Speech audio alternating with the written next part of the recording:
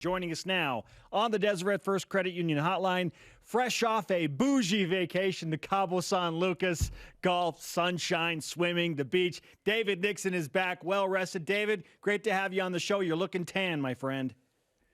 I need a vacation from you guys. It's good to get away. I've regrouped, and I'm ready to go. Here comes football in, 4 months or so? We're right around the corner. Yeah, let's not bury the lead, though.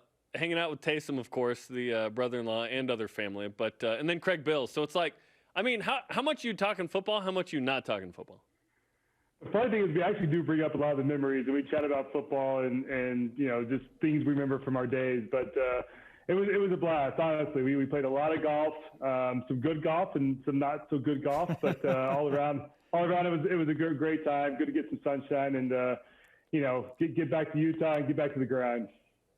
Well, while you were gone, some of us were busy working here in Studio B. So just to get you caught up to date, David, Cam Miller, our friend from SB Nation, Football Insider, NFL draft expert, college football guy, we asked him, okay, now that Zach Wilson's gone, who's the next best pro prospect at BYU? And without hesitation, he gave us his answer. He said Peyton Wilgar, the linebacker. For you, how would you answer that question? Who's the next best pro prospect coming out of BYU football? Listen, you guys know how I feel about Peyton Wilgar. Ever since he's a freshman, I've been on the Peyton Wilgar train. I love the way he plays, especially in space, when he's out there on the number 2, number 3 receiver and the way he covers.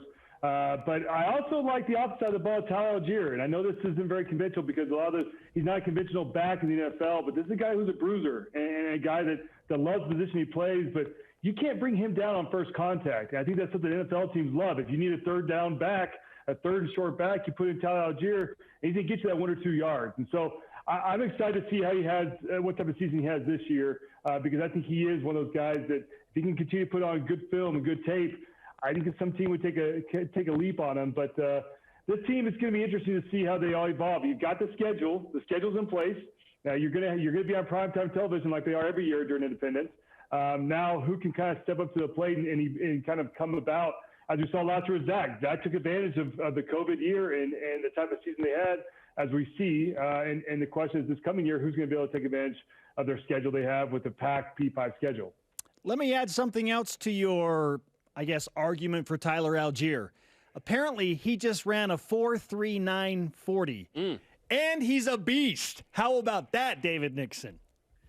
I love the 4.39. I'd love to fact check the laser or the hand time, whoever it was. I like a little more details behind that. But listen, if you're Tyler Algier and the size that he's at, even if you're in the 4.4 range, I mean, that's huge. And we see that, unfortunately, with the NFL, it all comes down to your 40 times. A lot of times that's what decides whether you make the cut or not, and whether a GM's willing to take a chance on you or not. And so if he can be in the 4.4 range with the size he's at and the way he runs, man, I mean, that also boosts his draft status for sure.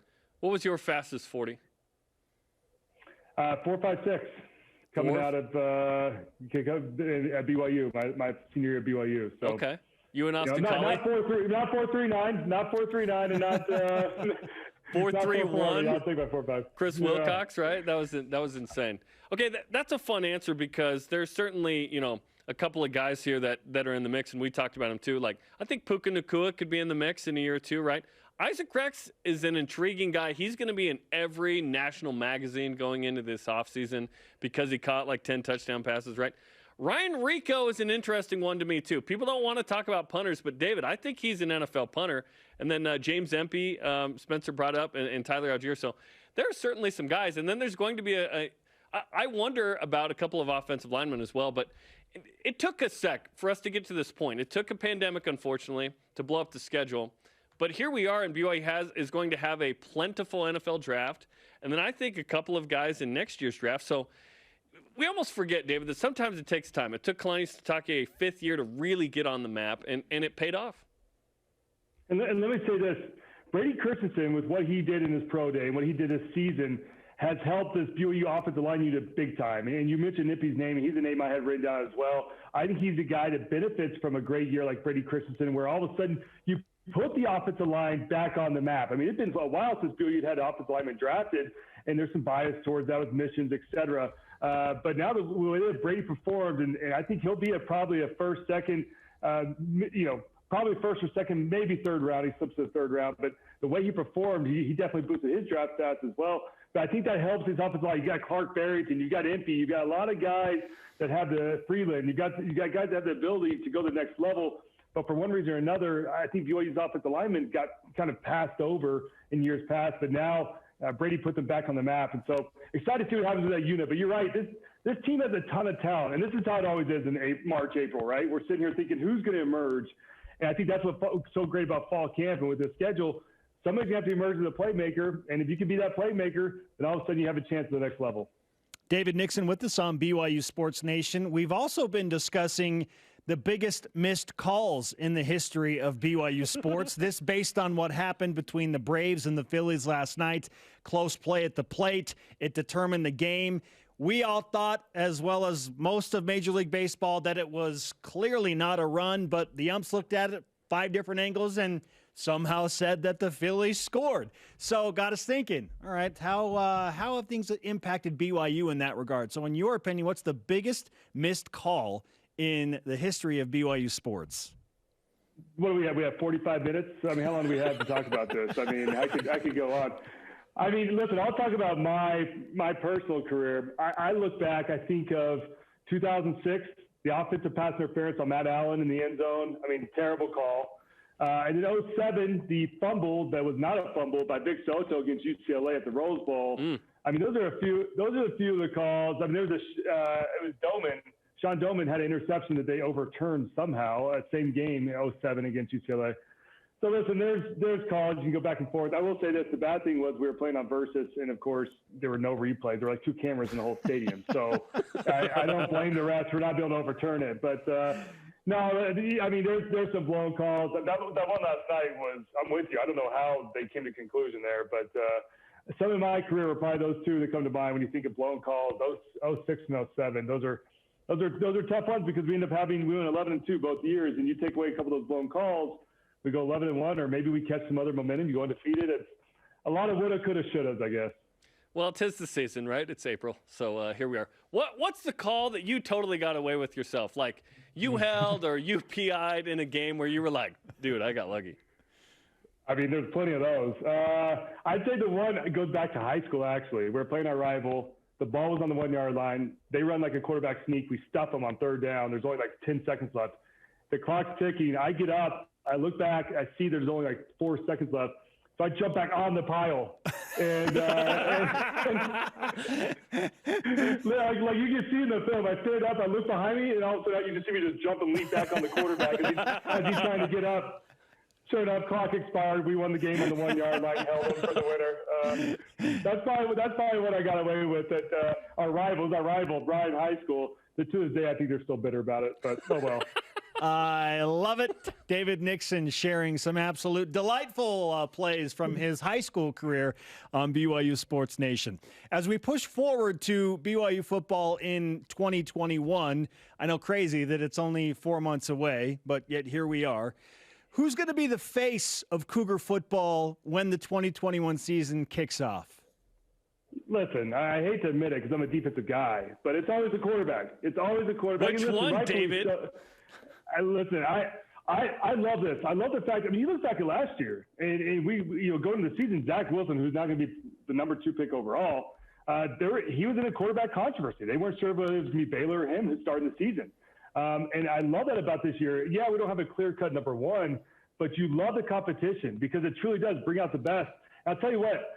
During the summer, when those PRP, the player run practices, start to evolve, you'll see who the true leader is of this team. Is it Jacob Conover, this freshman coming out, redshirt freshman, or is it Baylor Rodney? Who's going to be the vocal? Jaron Hall. Who's going to be the vocal guy to emerge as the face of BYU? Because that's what it is. The quarterback is the position that's the face of the team. So I think that's what's most exciting. I think you'll start to see some names leak of guys who have really taken the reins, are the ones calling, making sure that everyone's there, because there are guys that inevitably are going to be on vacation or sleeping in. Who's calling each guy individually and saying, get your butt out of bed and get over here to the practice field? And so I think that's the intriguing thing. And of course, during fall camp, hopefully with COVID easing, we'll be able to go to the practice this go around, be able to see those guys in full action. But it's exciting. And once again, a lot of people say it's a bad thing BYU hasn't settled on a quarterback. I think it's a great thing because competition brings out the best in you, and it really pushes each one individually. And so I'm excited to see how that all evolves. And the good thing is you have 3 very capable quarterbacks. Of course, Conover hasn't gotten a college snap in a game, but you've got, Jaron Hall and Baylor Romney who have played plenty in live games. And so for BYU fans, you know you're rolling into your first game with somebody that most likely has had some game time experience. Let's break down what you just said. So you talked about the vocal leadership. Baylor's not a vocal guy. He's the quarterback who makes the simple play and the simple throw, and he's predictable and awesome and good, right? Beat Boise State, amazing. Jacob Conover's a freshman.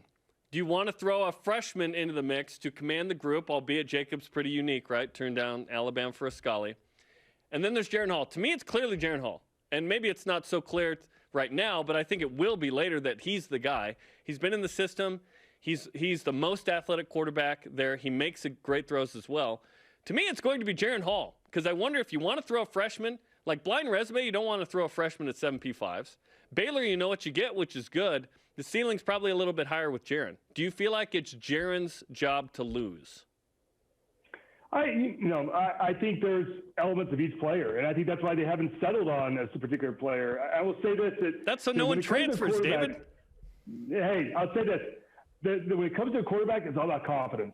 And when you're a player on defense, offense, you can feel that confidence from the quarterback. And so they don't have to be vocal. They don't have to be somebody that's going out there rah-rah on everybody. It's can they step out there and do the players have trust in that quarterback that he knows what he's doing, he knows his proper checks, can he command the offense? And so I think that's still the verdict is still out. And I think that's what fall camp's going to be all about. And that's what Aaron Roderick and his offensive staff, that's what they have to figure out is who's going to be that guy and who exhibits all of those qualities. Because you're right, it's not just hey, let me call everybody, let me be the rah-rah guy, because a lot of times some of those guys are fake, right? It's like you talk the talk, but you can't go out there and walk the walk on the field. You don't have the ability.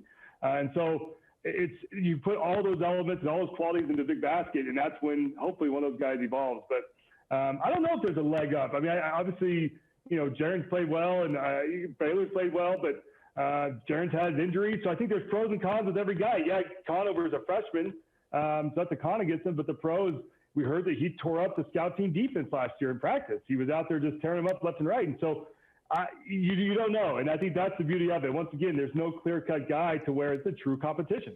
Former BYU and NFL linebacker David Nixon on BYU Sports Nation. While we're on the topic of confidence, if you can quantify it, how confident are you in the idea of Zach Wilson being the next starting quarterback for the New York Jets? It blows my mind. In fact, Taysom, while we're down there in Cabo, we talked about it. He was obviously very excited for Zach. And hopefully this year for Taysom, he's starting as well. So we'll have 2 BYU starters. And I think they clash, week 3 or 4, I read somewhere.